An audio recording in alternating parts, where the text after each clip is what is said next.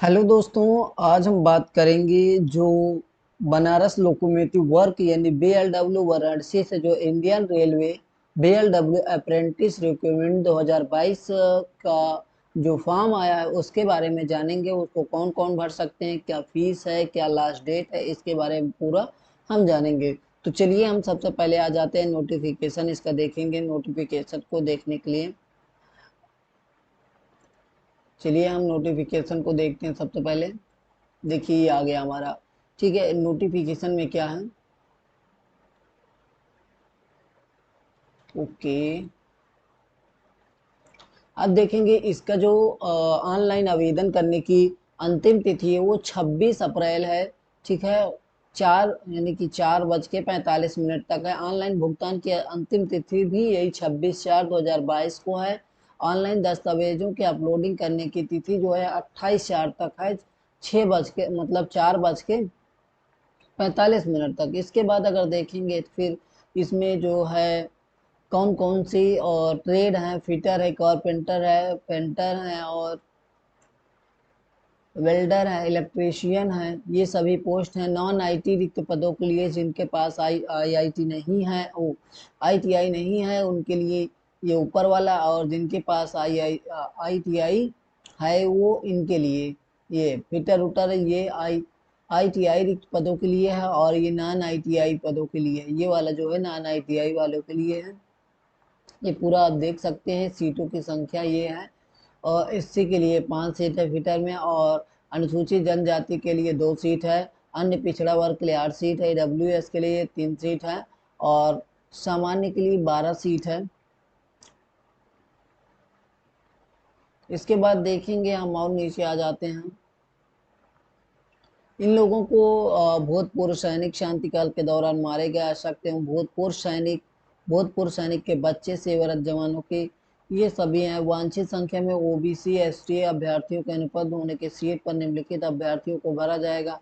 अगर एससी अभ्यर्थी अनुपस्थित तो एसटी, और एसटी अनुपस्थित तो एससी। अगर एससी एसटी दोनों अनुपस्थित तो ओबीसी या अनरिजर्व को भरा जाएगा।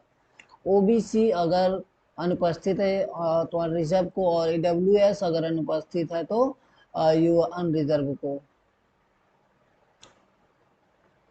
फिर इसके बाद देखिए इसमें आय प्रमाण पत्र लगेगा। ठीक है, और इसमें अगर बात किया जाए तो 15% सीट जो है एससी के लिए, एसटी के लिए 7.5%, ओबीसी के लिए 27% और डब्ल्यूएस के लिए 10% सीट का प्रबंध किया गया। डब्ल्यूएस अभ्यर्थियों को इनकम सर्टिफिकेट 1/7/2021 के बाद का बना होना चाहिए। ध्यान रखना है जो ईडब्ल्यूएस के सर्ट वो हैं स्टूडेंट हैं उनका जो इनकम सर्टिफिकेट है वो 1 जुलाई 2021 के बाद का बना होना चाहिए, उसके पहले का नहीं बना होना चाहिए।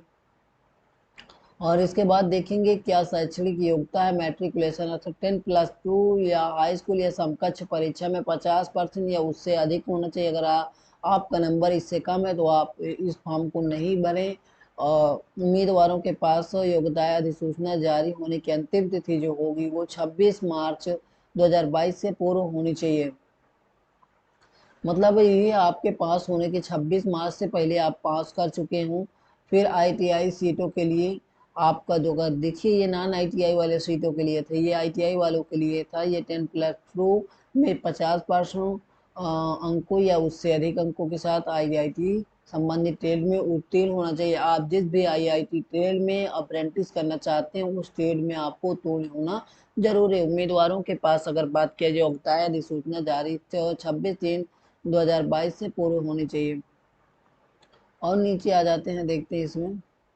इसमें उच्च शैक्षिक योग्यता का कोई वेटेज नहीं दिया जाएगा। अगर आप कोई अच्छी जैसे बीटेक या और पॉलिटेक्निक किया है या और कुछ भी किया तो इसमें कोई किसी भी प्रकार की छूट नहीं दिया जाएगा। नॉन आईटीआई सीटों के लिए अगर बात किया जाए, नॉन आईटीआई उम्मीदवार 15 वर्ष की आयु पूरी कर ली हो या 22 वर्ष, यानी कि इसमें मिनिमम एज जो है 15 वर्ष और मैक्सिमम जो है 22 वर्ष है। आईटीआई सीटों के लिए अगर बात किया जाए इसमें भी वही 15 से 24 वर्ष है। ठीक है, वेल्डर कारपेंटर के अभ्यर्थियों के लिए 15 से 22 वर्ष ही होगी।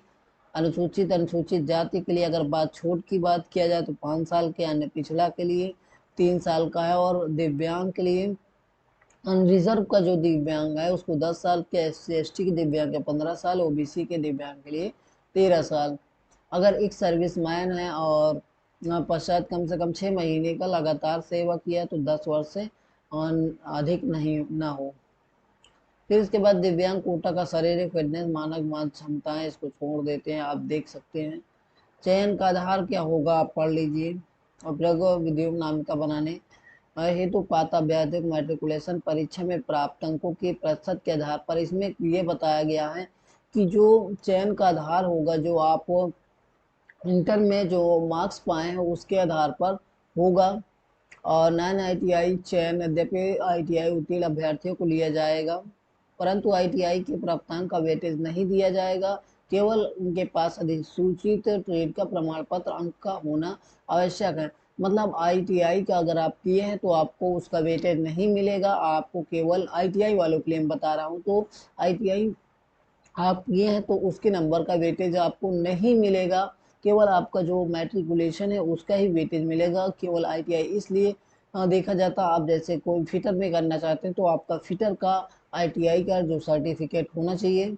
दो उम्मीदवारों के द्वारा समान अंक प्राप्त किए जाने पर ज्यादा आयु वाले उम्मीदवार को वरीयता दी जाएगी। अगर जन्म तिथि भी बराबर हो तो मामले में जिस उम्मीदवार मैट्रिकुलेशन की परीक्षा पहले पास की हो उसको वरीयता दी जाएगी।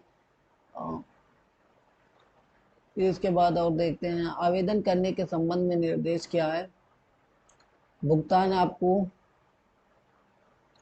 ऑनलाइन आवेदन करने की अंतिम तिथि 24 है, इसको मैंने बता चुका है। और ये साइट है आवेदन के महत्वपूर्ण www.blw.indianrailways.gov.in, इस पे जाके आप ऑनलाइन भी कर सकते हैं। और इसमें ये पूरा साइज दिया गया है, आप देख सकते हैं।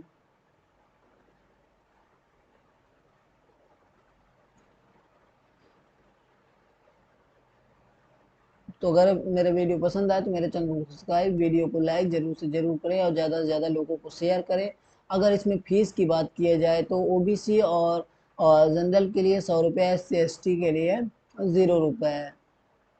धन्यवाद।